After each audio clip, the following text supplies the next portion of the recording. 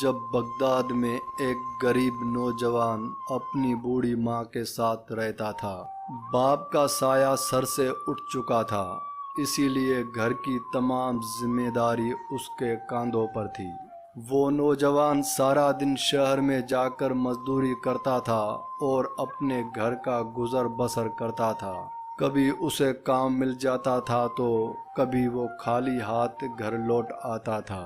ایک بار کچھ ایسا ہوا کہ مسلسل 3 دن تک اسے کوئی بھی مزدوری نہ ملی، یہاں تک کہ گھر میں کھانے کے لیے بھی کچھ نہیں بچا تھا۔ اس دن اس کی بوڑھی ماں نے اپنے بیٹے کو اپنے پاس بلایا اور ایک اپنی چادر نکال کر دی اور کہا، بیٹا اسے بازار میں جا کر بیچ آؤ تاکہ آج کے کھانے کا کچھ بندوبست ہو سکے۔